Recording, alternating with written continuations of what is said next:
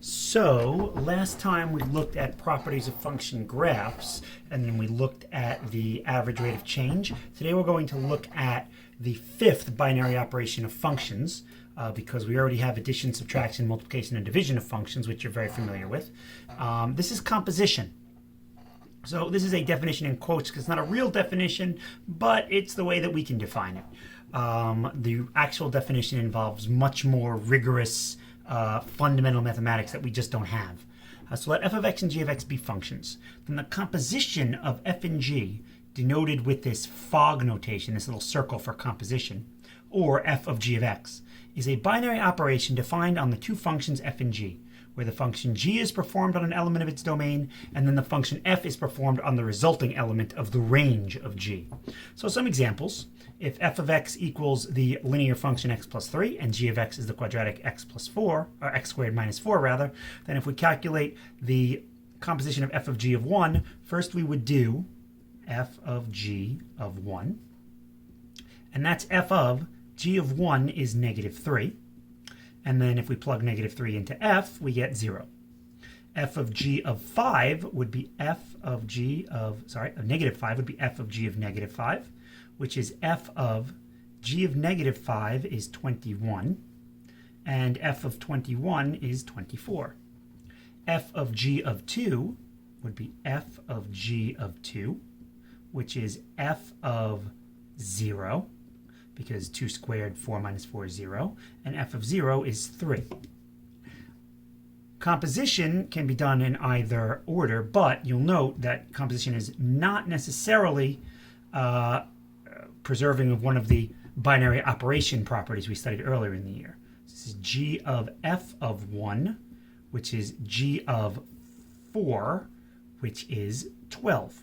So f of g of 1 and g of f of 1, two different results. G of f of negative 5 is g of negative 2 is 0. Again, two different results. G of f of 0 is g of 3 is 5. Now these should be different results because we have different inputs there. What about f of g of x in general? Well, f of g of x is f of x squared minus 4, and the function f of x says take the input and add 3 to it. So we're going to take the input and add 3 to it. And when we do that, we get x squared minus 1. G of f of x, same idea. G of f of x is g of x plus 3. And g says take the input, square it, and subtract 4. So we take the input, we square it, and we subtract 4. And when all is said and done, we have x squared plus 6x plus 5. As you can see, these are two completely different quadratic functions. Thus, based on the answers, is the composition commutative? No, it is not. The domain of the composition f of g is a set of real numbers x in the domain of g such that g of x is in the domain of f. If the domain of both functions is all real numbers, then the domain of the composition is all real numbers. So in this case, the domain of g is all real numbers. I note that the domain of f is all real numbers, which means the domain of f of g, is all real numbers. And then similarly, the domain of g of f would be all real numbers. But finding domains of compositions can get very tricky very quickly. So let's do some examples to kind of explore why this is. So we need to find f of g of x and determine its domain. And these are rational functions where the domains are not all real numbers. So for starters, f of g of x will be equal to f of g of x, which is f of negative 4 over x, which says, f of x says take the input, make it a numerator, and then make it part of the denominator. So this, as it stands right now, is f of g of x. Now, we don't really like writing our compositions as complex fractions. We do like to simplify.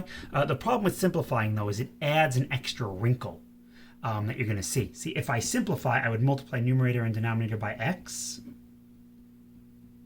And then you say, okay, so then this is my composition. This is f of g of x. That's great. But what we did was we multiplied by x over x, and we made an assumption. X over x is equal to 1 except when x is 0.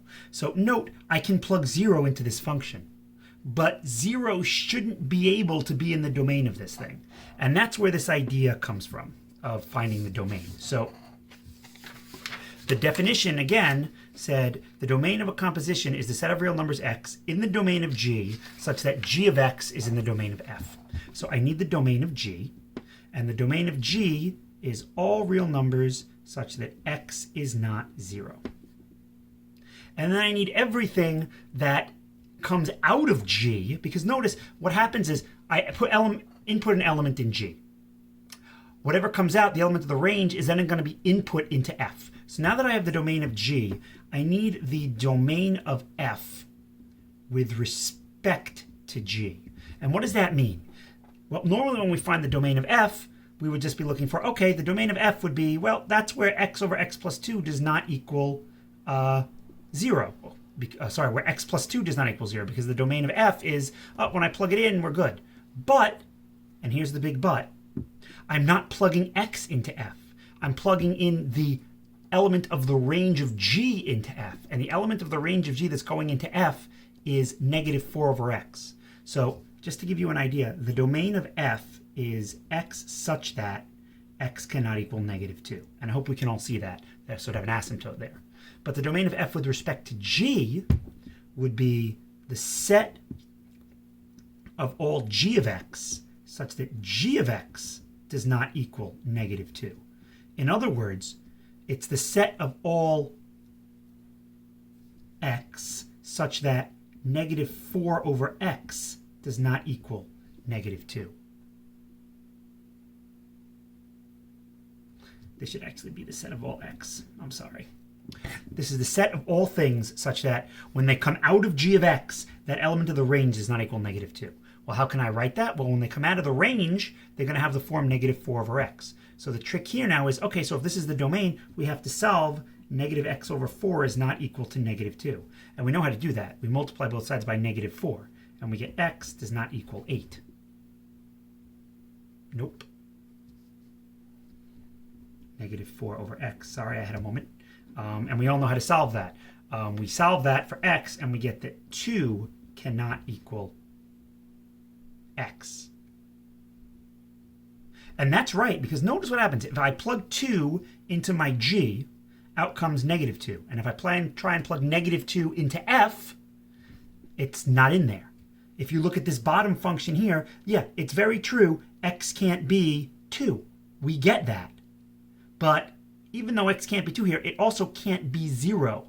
If I try to plug 0 into this composition, if I plug 0 into G of x, it's not there. So this final answer looks okay. Yeah, okay, it's negative 4 over negative 4 plus 2x, but we need to specify the domain. So to find the domain is the intersection of the domain of G and the domain of F with respect to G. And this goes back to our talk of intersections. So what would that be? This domain of G would be the set of all x such that x does not equal 0. And the domain of F with respect to G is the set of all x such that x does not equal 2.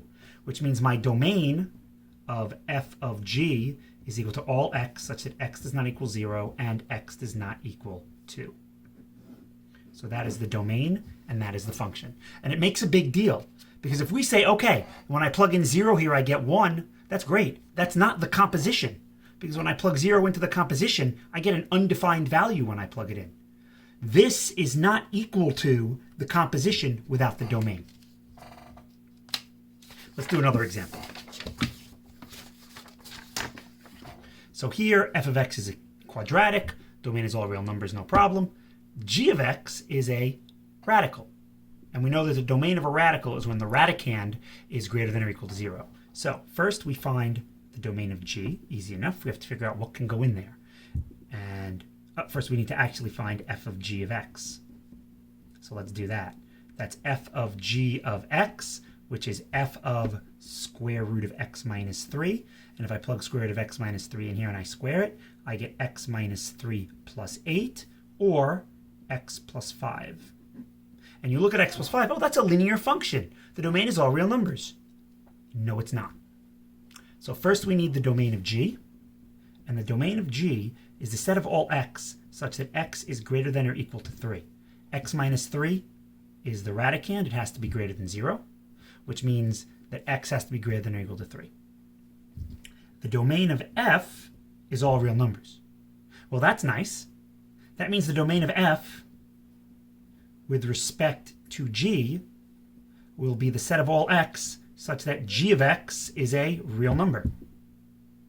Well, that's awesome. When is g of x a real number? Well, g of x is a real number when the output is a real number. And the output is always a real number as long as I follow this domain. So the intersection of these will be, since I'm intersecting with my universal set, just the domain of G. So the domain of f of G is x such that x is greater than or equal to 3. And you look and you go, I thought this was going to be all real numbers. No. When x is 3, out comes 8. And sure enough, when x is 3, in goes 3, out comes 0. In goes 0, out comes 8.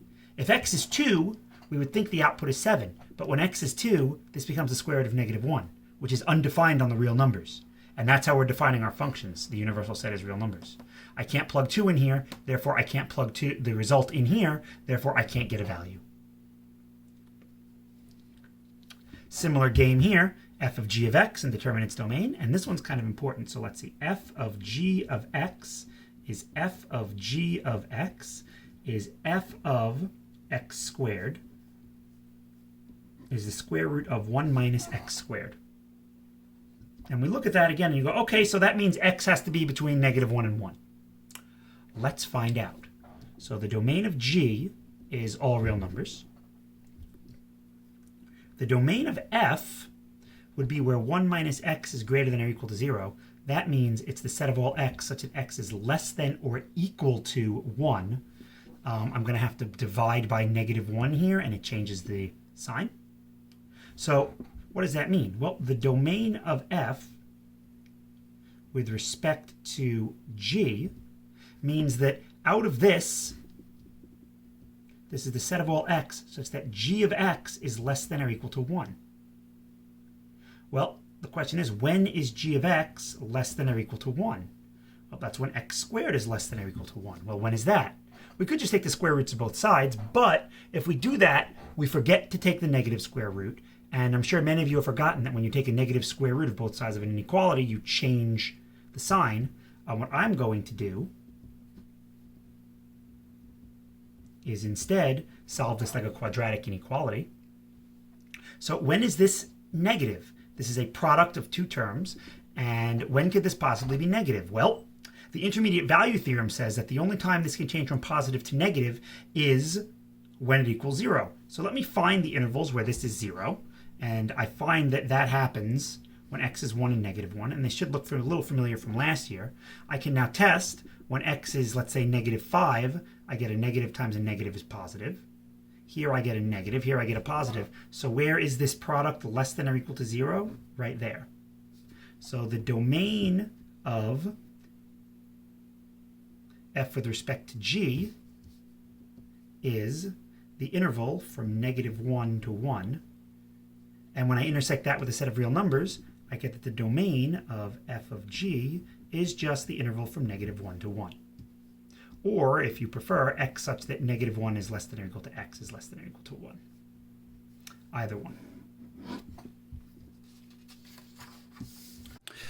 So example 4 is the big one, and this is because it's going to involve solving an inequality with variables, and we haven't really done that yet, so I'm going to discuss that with you a little bit. So here we have f of x is rad x plus 3, g of x is 1 over x minus 2. So to find f of g of x is the same as f of g of x, which is f of 1 over x minus 2, which is just the square root of 1 over x minus 2 plus 3. And we could simplify this if we want. I could multiply this by x minus 2 over x minus 2. 1 over x minus 2 equals 3x minus 6 over x minus 2, plus rather. And then when I simplify this completely, this is 3x minus 5 over x minus 2. And you go, okay, good. So far, this is the 3x minus 5 over x minus 2. That's the composition, but we need a domain for this to be correct, because otherwise I don't know if every value I can plug into this function can actually be plugged into g of x and then the result into f of x. So we do what we did before. First we find the domain of g. That's the set of all x such that x is not equal to 2. That's a pretty straightforward rational function. For f, it's the set of all x such that x is greater than or equal to negative 3. So then the domain of f with respect to g will be equal to x such that g of x is greater than or equal to negative 3. So where is g of x equal to negative 3? X minus 2 greater than or equal to negative 3. All right, and then you say, okay, so all we have to do is solve this inequality, right? So to solve this inequality, we just cross multiply. Ooh, well, cross multiplying is the same thing as multiplying both sides of an equation by the denominators. If this were like a 5, I would multiply both sides by 5 and do mutual canceling. The problem here is, yeah, that's great. I can try and do this, but if x minus 2 is negative, this sign has to change direction. And I don't know if x minus 2 is positive or negative. So how do we go about solving this inequality? Well, we can do this one of two ways. We can use logic, or we can use a modified intermediate value theorem, almost like an intermediate value corollary. So first I'll do it with logic. So with logic, we have to look at two cases. The thing I'm multiplying by can either be greater than 0, which means x is greater than 2, or the thing I'm multiplying by is going to be less than 0, which means x will be less than 2. So if we start off here, okay, if x minus 2 is positive, I multiply both sides of the inequality. The inequality doesn't change. This would be negative 3x plus 6. This is negative 5 greater than or equal to negative 3x. And then when I divide both sides by negative 3, I get 5/3 is less than or equal to x, or x is greater than or equal to 5/3. So what? Well, case 1, we assume x is greater than 2. We conclude that x is greater than or equal to 5/3. So what that really means is, if we assume x is greater than 2, and then we look at x, get x is greater than 5/3, then the real result we're getting is when both of these are true. I'm going to assume that I can't have anything less than or equal to 2, which means I can't have 1.9. Well, if I'm told, well, it's everything greater than or equal to 1.6 repeating. Well, yeah, except I already assumed I can't have 1.9. So it's the intersection of these two sets, and we already know how to find the intersection. The intersection of these two sets would be x such that x is greater than 2, or 2 to infinity. Over here, it's the same game, except now when I multiply by x minus 2, the sign switches. But you'll notice, even though the sign switches, I still wind up with the same basic algebra. X is less than or equal to 5/3. Here we have x is less than or equal to 5/3, but we assumed x had to be less than 2.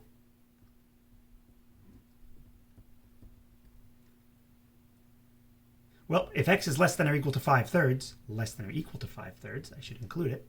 In this case, this would be everything from negative infinity up to and including 5/3. So since these are the two cases, either one happens or the other one happens. So once I get the results, it's either one or the other. For here, for case 1, I'm assuming x is greater than 2 and getting x is greater than or equal to 5/3, hence intersection. X is less than 2 and x is less than or equal to 5/3, intersection. So the domain of f with respect to g is this set right here. And when I intersect that with 2, well, notice that 2 isn't included anyway. So since 2 isn't included, this is the set of all real numbers except 2. This is simply, and we could do this when I do, g intersect, I don't know, let's call this set just a for the answer. G intersect A. G up here is this everything except 2. And A is everything from 2 to infinity, as well as from 5/3 to negative infinity. So if I take the intersection of those, it's everything from 2 to infinity, it's everything from 5/3 to negative infinity, and just the middle part doesn't count. So my final answer will be this set. And of course I could have written it in the other direction because technically this set comes first, but union is commutative. And now you might be saying, wow, that was kind of confusing. How else can we do this? Well, we can use something called the intermediate value corollary. I'm going to call it that. The intermediate value corollary basically works the same way as the intermediate value theorem did. In order to go from positive to negative, our function has to have a value of 0. Well, that's true if the function's continuous, if I can draw it without picking up my pencil. But we have asymptotes and stuff now. And at asymptotes and holes and jump discontinuities, the graph kind of does whatever it wants. So the intermediate value corollary is going to say that for a function to go from positive to negative, it has to be 0 or it has to be undefined. It has to have some kind of discontinuity, either a vertical asymptote, a hole, or a jump discontinuity. So the other way to do this is to try and solve 1 over x minus 2 is greater than or equal to negative 3, is to do what we've been doing when we try and solve just about anything, is we get this to be greater than or equal to 0.